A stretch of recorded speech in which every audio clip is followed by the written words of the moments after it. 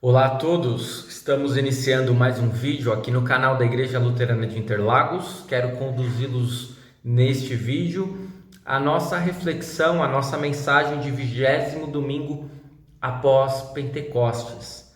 Neste mês de outubro, queremos dar enfoque à reforma. A nossa série de outubro tem como título Não Desprezeis o Legado da Reforma. E este primeiro episódio, esta primeira reflexão, esta primeira mensagem, tem como enfoque não desprezeis a salvação, tendo como base a leitura de Hebreus, capítulo 2, versículos 1 até 13.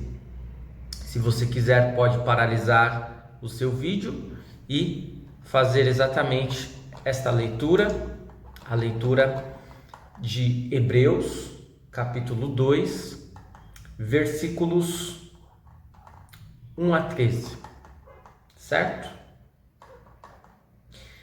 Feita essa leitura, retomando então, vamos à nossa reflexão.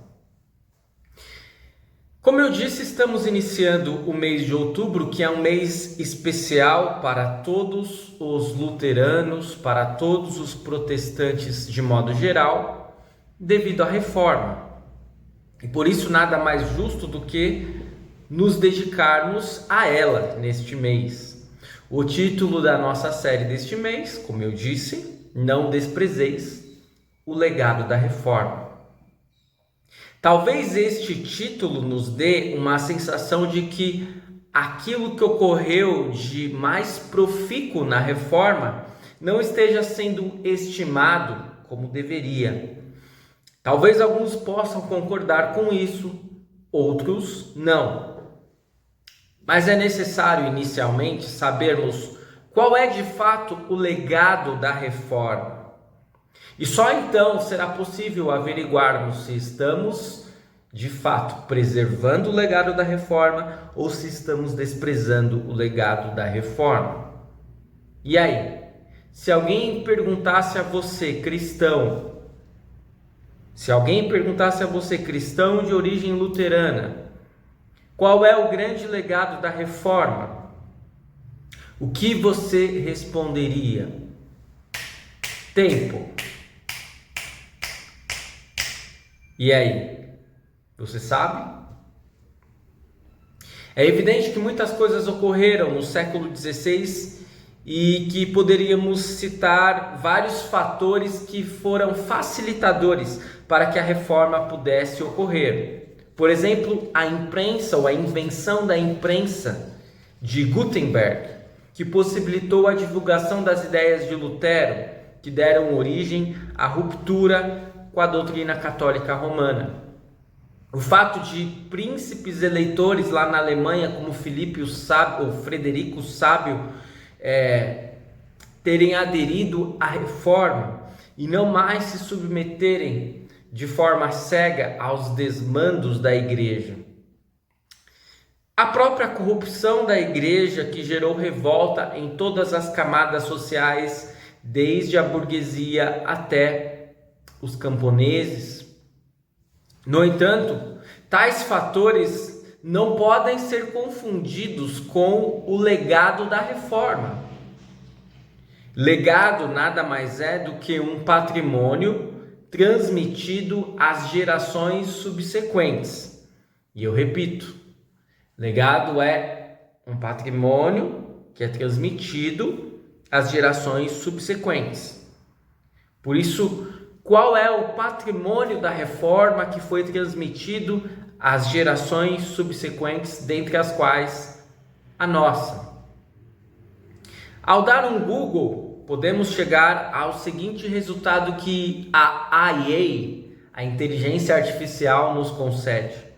São legados da reforma protestante: a interpretação da Bíblia, a tradução da Bíblia, o método histórico-gramatical de interpretação das Escrituras, a liberdade de consciência, o individualismo religioso, a compreensão de que todos são imagem e semelhança de Deus, a limitação das autoridades político-religiosas. E então, será que podemos concordar com a IA do Google? Ou será que podemos delimitar melhor este resultado? Creio que temos uma capacidade de dar uma resposta melhor do que a resposta dada pela inteligência artificial, não é mesmo? Ainda que tenha feito uma pesquisa, não tenha feito essa pesquisa de intenção de votos com grande parte dos cristãos, protestantes, luteranos, tenho para mim que grande parte dos luteranos responderiam que o legado da reforma esteja nos conhecidos solas. Sola fide, sola scriptura, sola gratia. Somente a fé, somente a escritura, somente a graça. Vocês concordam comigo? Por isso, ao longo deste mês, queremos refletir nestes 3 principais legados da reforma, mas com um acréscimo.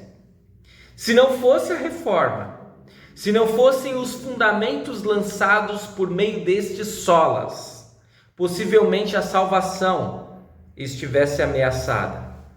Por isso, um outro grande legado da reforma que nós queremos nos dedicar é exatamente a salvação. Em Hebreus 2:3, lemos o seguinte: como é que nós escaparemos do castigo se desprezarmos uma salvação tão grande? Mas por que existe tal indagação no capítulo 2 de Hebreus? Em que contexto esta passagem está inserida? O que isso tudo tem a ver com o legado da reforma e com a nossa vida? A carta aos Hebreus é uma das cartas mais enigmáticas do Novo Testamento. No corpo de seu texto não temos uma autoria declarada. Há hipóteses a respeito do seu autor. Há quem defenda que o apóstolo Paulo seja o autor da carta aos Hebreus, levando em conta especialmente o estilo de saudação que aparece no final da carta. No entanto, o início de Hebreus não se assemelha tanto às outras cartas paulinas.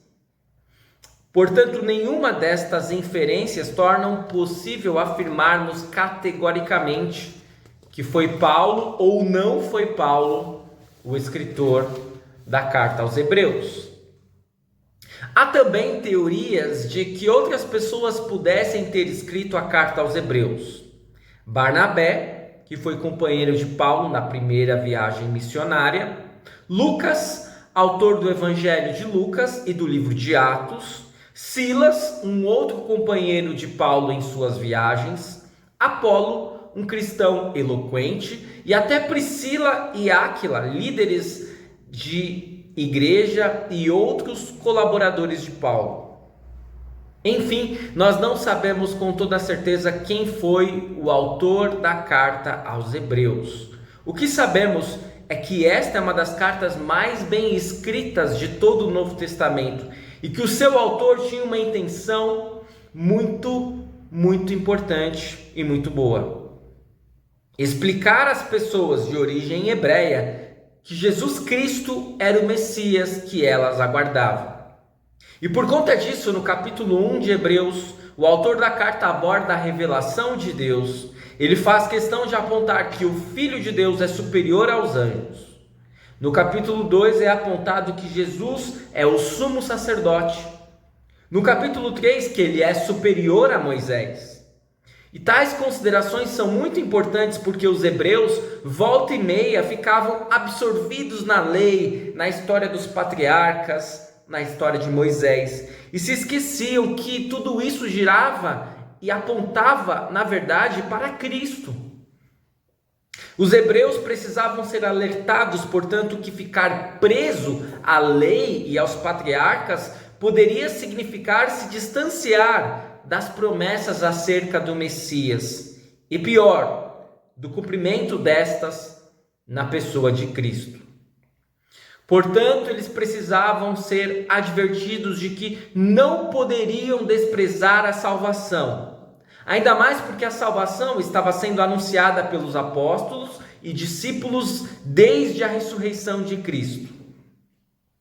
No período da Reforma, há muitas semelhanças com a Epístola aos Hebreus. A Igreja Católica Romana havia sistematizado a fé de uma forma centralizada ao aspecto eclesiástico, no sentido de que tudo e todos estavam presos ao sistema doutrinário da Igreja.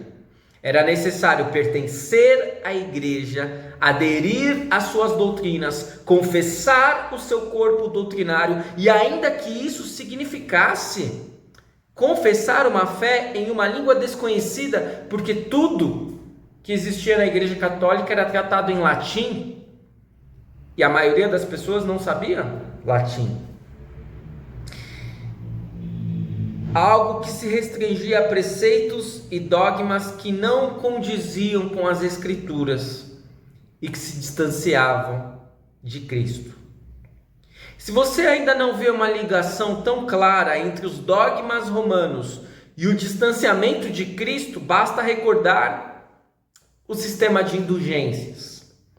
Pela necessidade de angariar fundos para a construção da Catedral de São Pedro, eis que o clero criou um documento que concedia indulgências plenárias a pessoas que já estivessem mortas e que supostamente estariam no purgatório. Se você pagasse uma quantia, receberia este documento, concedendo a você e a entes queridos já falecidos perdão de pecados passados, perdão de pecados presentes e até perdão de pecados do futuro. O que era isso senão desprezar a salvação que Cristo havia conquistado com seu santo e precioso sangue? Que bom que Deus, por intermédio de um monge agostiniano, não permitiu que esta anomalia se perpetuasse. Fatalmente, como herdeiros e sucessores da Reforma, nos sentimos agraciados e orgulhosos por tamanho legado. Contudo, se analisarmos bem ao nosso redor, perceberemos que o desprezo pela salvação conquistada por Jesus parece sempre encontrar novos caminhos de se perpetuar. Se Lutero viesse ao nosso tempo atual, provavelmente ficaria escandalizado com o fato de que novas igrejas que se dizem herdeiras da Reforma continuam vendendo indulgências. Claro, de uma forma diferente. E aliás, talvez estejam num patamar ainda mais sofisticado e profundo de heresias. Afinal de contas, antes se vendia perdão de pecados, salvação, menos tempo no purgatório, e hoje a coisa é muito mais rasteira, pois as pessoas não desejam mais perdão e salvação. O que as pessoas mais desejam é a salvação aqui e agora. São os benefícios nesta vida e neste mundo. Basta analisarmos que saúde, prosperidade, riquezas e bens têm sido muito mais atrativos e disputados entre falsos fiéis. Mas é claro que não são apenas igrejas neopentecostais que atuam no mercado religioso e desprezam a salvação. Falsas promessas, ofertas enganosas estão à nossa disposição a todo momento. Bastam alguns cliques e você conseguirá o máximo de dopamina possível em sites de conteúdo adulto, de apostas esportivas e em conteúdos feitos sob medida, para passarmos horas visualizando rios sem nos dedicar um segundo sequer às Escrituras Sagradas. Claro, não deixam de estar à disposição velhas oportunidades de fuga deste mundo, o álcool, o cigarro, as drogas e tantas outras coisas que não se apresentam como algo ligado à religião, mas que de forma semelhante às religiões criam adeptos que se dedicarão diariamente à utilização destas substâncias, sob pena de se sentirem vazios e sem sentido. Amados no Senhor, esse é o nosso mundo. Um local que lembra muito Las Vegas, conhecida como a cidade neon. Afinal, ela é repleta de luz, de holofotes, mas tudo não passa de fachada e decorações artificiais que possuem o intuito de ludibriar as pessoas, as mentes e nos encantar para nos tornar reféns e escravos.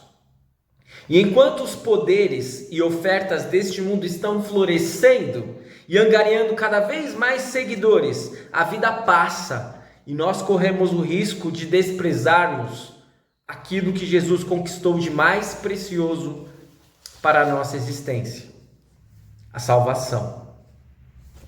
Como podemos sair dessa gaiola se estaremos aprisionados aqui até a nossa morte?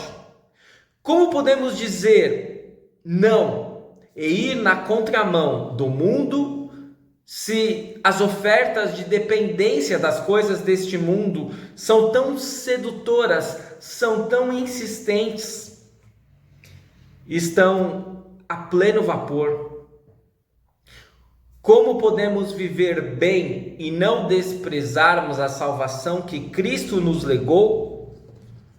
É simples e ao mesmo tempo complexo para a nossa natureza humana inclinada ao mal. Precisamos resgatar o legado da reforma. Somente a fé, somente a Escritura, somente a graça. Eis a tríade que nos auxilia a permanecermos em pé, a não desprezarmos o perdão e a salvação. Ao longo deste mês, queremos nos dedicar a este legado. E hoje podemos, em rápidas pinceladas, destacar os 3 solas que nos mantêm em relacionamento com Cristo, o autor da nossa salvação. Somente a fé pode nos possibilitar um relacionamento íntimo com Deus, um relacionamento pautado pela vontade de Deus com o nosso próximo. Fé que é a certeza das coisas que não vemos. Fé que não pode ser fé em qualquer objeto, mas fé certa, a única capaz de nos salvar. Fé no Salvador Jesus. Somente a Escritura pode funcionar como uma espécie de GPS que nos aponta o caminho, que não permite que nos percamos diante de tantas encruzilhadas que se apresentam nesta vida e neste mundo. A Escritura nos aponta que Cristo é o único caminho, a verdade e a vida. Ela também nos auxilia a lutarmos contra o diabo, o mundo e a nossa própria carne. Por meio dela, recebemos apoio e somos levantados quando caímos em tentação. Somente a graça, em um mundo repleto de oportunidades que visualmente são sedutoras, mas que cobram um alto preço sobre nós. A graça de Deus que é manifestada de forma contundente e definitiva na cruz de Cristo. Lá no Calvário, recebemos daquele que verteu sangue por nós, de braços abertos, a maior prova do amor que alguém poderia nos oferecer. Sem exigir nada em troca, Jesus morreu por mim e por você. Não há nada mais precioso do que isso. E custou o mais alto valor, o seu santo e precioso sangue. E por meio de Jesus, por meio deste sacrifício, ele nos garante a salvação, que é inteiramente de graça. Por isso, estimados irmãos e irmãs, não desprezar a salvação parece ser algo simples de ser feito. No entanto, devido à nossa natureza, sabemos o quão difícil isso pode ser. Que Deus nos abençoe a podermos seguir na caminhada de fé em Cristo. E a seguirmos as palavras de Hebreus 2, versículo 1, devemos prestar mais atenção nas verdades que temos ouvido, para não nos desviarmos delas. E quando cairmos, podemos nos lembrar de Hebreus 2, 11. Jesus purifica as pessoas dos seus pecados. E deste modo, sem desprezar a salvação, prossigamos para o alvo e que Deus nos utilize para que mais pessoas tenham acesso à salvação. Amém. Eu quero finalizar com uma oração por você, pela sua casa e também pelo nosso mundo, pela nossa igreja. Amado Pai Celestial, neste final de vídeo desta reflexão do 20º domingo após Pentecostes, queremos agradecer pela Tua palavra, queremos agradecer pela salvação que Cristo nos conquistou. Senhor, muitas vezes podemos cair nas armadilhas deste mundo, do diabo e da nossa própria carne. Podemos desprezar a salvação e o legado da reforma. Não permita que isto aconteça. Abençoe-nos neste mês de reforma para podermos resgatar na nossa vida, na vida da nossa família, na nossa igreja, o legado da reforma. Somente a fé, somente a Escritura, somente a graça. Abençoe esta pessoa que está assistindo este vídeo, a sua família, a sua casa, para que eles não venham a desprezar a salvação em Cristo, para que possam prosseguir no único caminho que conduz à vida. Fica conosco, querido Deus, é o que pedimos em nome de Jesus. Amém. Espero que este vídeo tenha sido de proveito para você. Continue seguindo o nosso canal, continue sempre curtindo, compartilhando este nosso conteúdo. Nós lembramos que todos os dias temos vídeos do nosso projeto do ano, a Bíblia, ao longo do ano. Estamos aí nos livros do Novo Testamento. Neste momento estamos finalizando o Evangelho de João, já partindo para o livro de Atos. Fique na paz do Senhor e até a próxima.